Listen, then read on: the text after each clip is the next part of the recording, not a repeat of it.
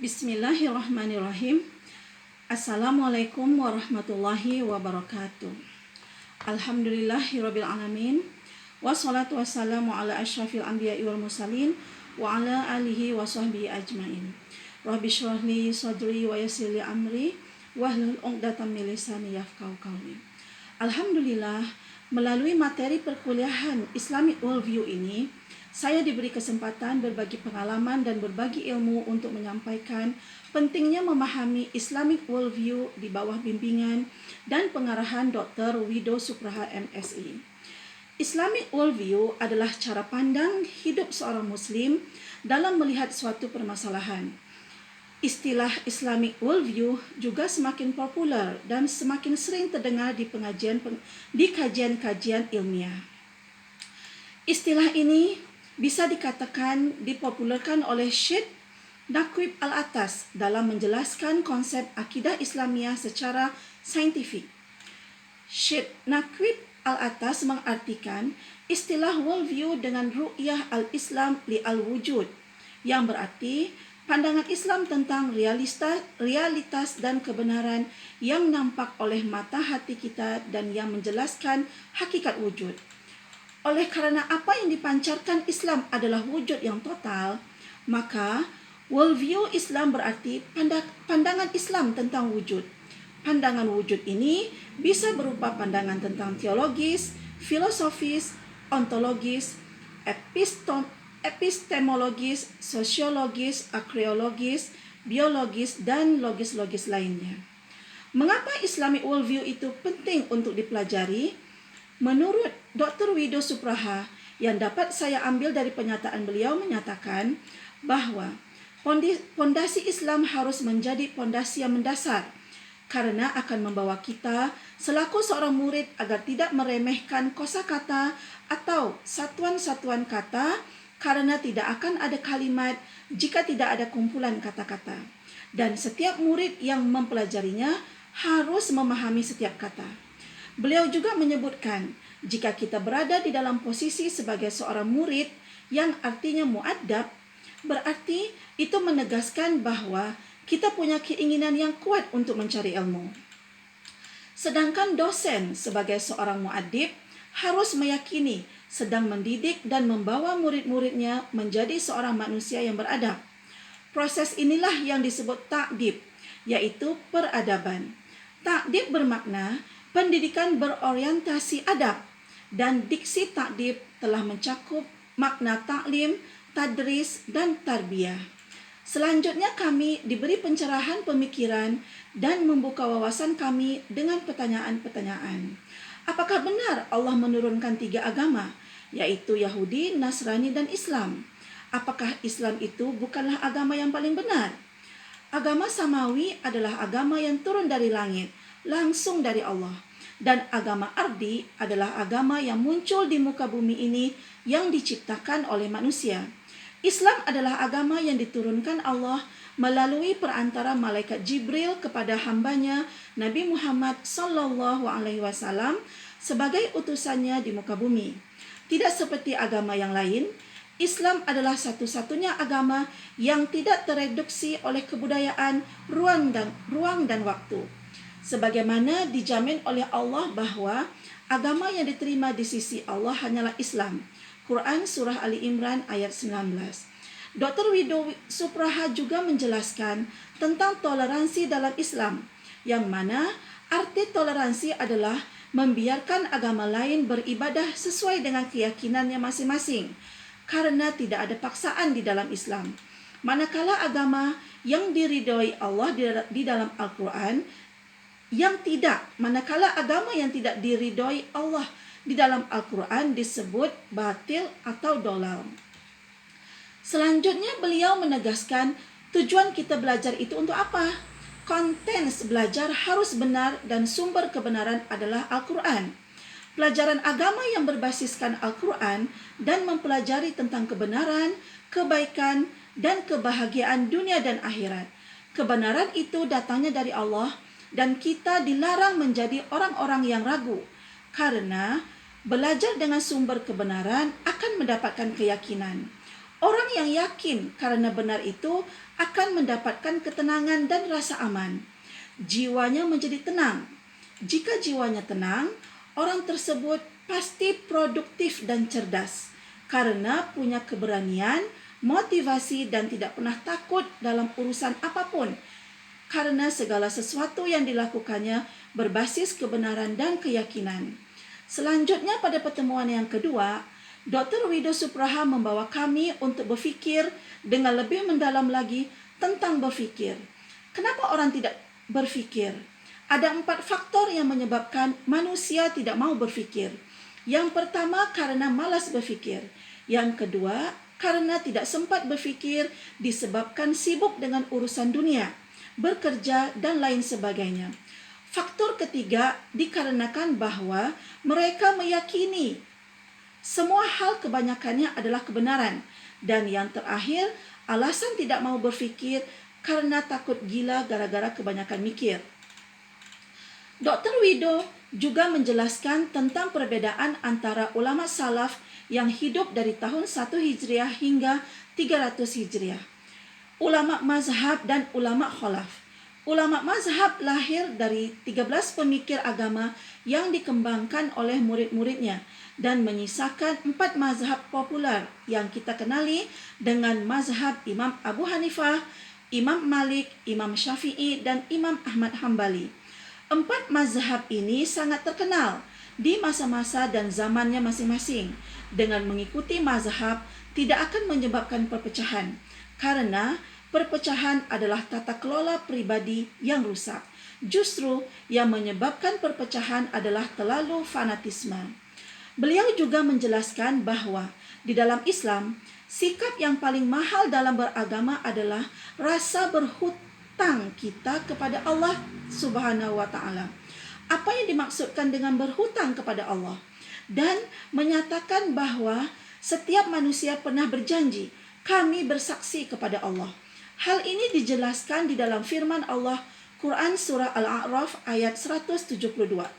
Disinilah merupakan tantangan di dalam dunia pendidikan untuk menyadari murid-muridnya bahwa kita punya hutang kepada Allah Subhanahu wa taala dan untuk tidak membuat orang-orang menjadi lalai setelah mereka berjanji kepada Allah. Tidak lahir sebuah tamadun kecuali dibangun oleh orang-orang yang merasa berhutang kepada Allah. Jika kita ingin peradaban Islam berjaya, ilmu harus dijadikan panglima di dalam hidup kita. Peradaban itulah yang disebutkan dengan ilmu. Umat Islam akan menjadi mulia jika di dalam mencari ilmu, niatnya betul-betul hanya karena Allah dan derajatnya akan ditinggikan beberapa derajat, yang mana perintah pertama dari Allah adalah Iqra, yaitu membaca dan berfikir.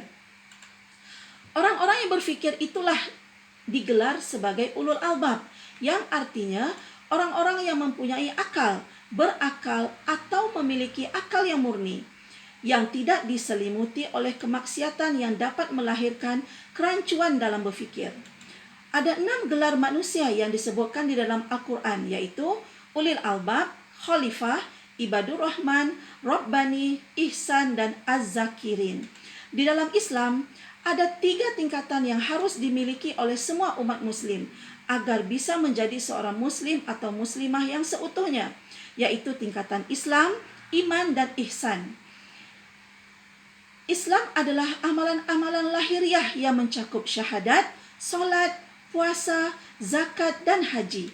Saat seseorang melakukan 5 amalan ini, maka orang tersebut dikatakan sebagai seorang muslim. Manakala iman merupakan hal-hal yang mencakup amalan batin, yaitu kepercayaan. Kepercayaan terhadap Allah, malaikat-malaikatnya, kitab-kitabnya, para rasulnya, dan hari akhir. Sedangkan ihsan adalah cara dan rasa seorang muslim dalam beribadah, melakukan amaliyah zahir dan batin dengan cara yang terbaik, yaitu seseorang yang beribadah seolah-olah mampu melihat Allah, dan jika tidak mampu, maka orang tersebut beribadah dengan rasa diperhatikan oleh Allah, dan Allah mewajibkan ihsan dalam segala sesuatu. Di saat seseorang memutuskan untuk menjadi muslim, maka orang tersebut bukan hanya melaksanakan 5 rukun Islam saja, tapi juga memutuskan untuk menjadi mukmin dengan mempercayai 6 rukun iman dan juga berusaha untuk beribadah dengan sepenuh hati, karena ibadah adalah ekspresi cinta kepada zat Allah yang mencakup ibadah ritual maupun ibadah sosial. Ibadah itu adalah pada apa yang menenangkan jiwa karena telah melalui proses berfikir yang mendalam. Keimanan akan memberikan rasa aman kepada jiwanya karena sudah terjawab atas pertanyaan yang selama ini membuat dirinya galau. Kekuatan iman akan mendatangkan rasa aman dalam jiwa dan orang tersebut akan meraih 3 karakter dalam diri, yaitu keberanian, termotivasi, dan akan mendapat ketenangan di dalam hidupnya. Orang yang merasa aman dalam keimanan akan selalu berani, tidak pernah takut gagal dalam usaha, tidak pernah takut kalah dalam kompetisi, tidak pernah takut tua, tidak pernah takut mati, tidak pernah takut akan hantu, syaitan, dan sebagainya. Itulah sifat berani asy-syaja'ah menurut Islam. Dia bisa memotivasi orang lain karena dia juga telah bisa memotivasi dirinya sendiri. Orang yang beriman itu adalah orang yang tidak pernah mau berhenti dari setiap kebaikan yang telah dilakukannya, karena dia telah mendapat ketenangan. Justru orang yang malas, orang yang pasif, tidak aktif, dan orang yang tidak bermanfaat adalah orang yang tidak tenang hidupnya, karena dia tidak tahu kenapa dia harus bergerak. Pondasi awal di dalam Islam itu adalah akidah, ibadah, dan akhlak. Dan seorang muslim yang sempurna adalah yang mengamalkan ayat-ayat Al-Quran di dalam hidupnya secara keseluruhan. Keimanan juga akan berbasis dari cinta yang murni. Orang yang mencintai Allah pasti dicintai Allah dan saling mencintai kepada sesama manusia. Karena sebaik-baik manusia adalah yang bermanfaat kepada manusia lainnya. Merupakan suatu penghayatan di dalam praktek ibadah hablum minallah dan hablum minanas, yang mana kita harus menghayati di dalam setiap apa yang kita lakukan, terutama di dalam ibadah ritual dan ibadah sosial, termasuk juga di dalamnya disertai akhlak mulia, karena iman yang sempurna itu hanya akan terwujud dengan akhlak yang terpuji. Nabi diutus bukan hanya membawa misi tentang akidah tauhid saja, akan tetapi misi Nabi adalah untuk menjadikan umat manusia yang berakhlak mulia. Hanya umat Nabi Muhammadlah yang betul-betul melakukan pemasrahan yang sebenarnya kepada Tuhan, pencipta alam semesta. Puncak kualitas seorang muslim ada pada akhlak sebagai wujud pemasrahan diri seutuhnya kepada zat Allah. Dr. Widow Supraha juga menjelaskan tentang ilmu pendidikan, di mana pendidikan itu adalah sebuah kondisi yang berjalan, berusaha melalui tahap-tahapan, dan merupakan sebuah proses yang berorientasi kepada sebuah hasil yang diharapkan. Hasil itu adalah wilayah Allah dan merupakan takdir dari Allah. Pada pertemuan ketiga, Dr. Widow Supraha telah menjelaskan tentang konsep berhutang kepada Allah terkait dengan ad-din. Mereka yang belajar agama, belajar tentang ad-din, maka akan terbangun kesadaran berhutang kepada Allah. Hutang yang paling utama adalah kita pernah berhutang kepada Allah yang telah dijelaskan dalam firman Allah, surah Al-A'raf ayat 172. Menurut Syekh Naqib Al-Atas, ada 4 makna utama di dalam ad-din, yaitu keadaan keberhutangan, kecenderungan alami, kekuatan hukum atau kuasa peradilan, dan penyerahan diri. Orang yang merasa berhutang kepada Allah akan siap melakukan apapun untuk Allah. Konsep penyerahan diri, di mana orang yang berserah diri itu adalah fitrah, yaitu kecenderungan alami manusia dan merupakan sunatullah. Ketika kita belajar ad-din, kita akan belajar bagaimana cara menyerahkan diri kepada Allah dengan cara yang benar. Akhirul kalam, Dr. Widow Supraha menjelaskan konsep bahagia dalam Islam. Apapun yang dilakukan oleh manusia di dalam hidup ini pasti menginginkan kebahagiaan. Perjalanan menemukan kebahagiaan itu adalah perjalanan seorang hamba untuk mencari jalan menuju surga dan menyerahkan segala urusannya kepada Allah. Bisa juga disebut sebagai perjalanan menuju cintanya Allah karena sepanjang perjalanan yang selalu terlihat adalah keindahan. Wallahu a'lam bishawab. Wabillahi taufik wal hidayah. Wassalamualaikum warahmatullahi wabarakatuh.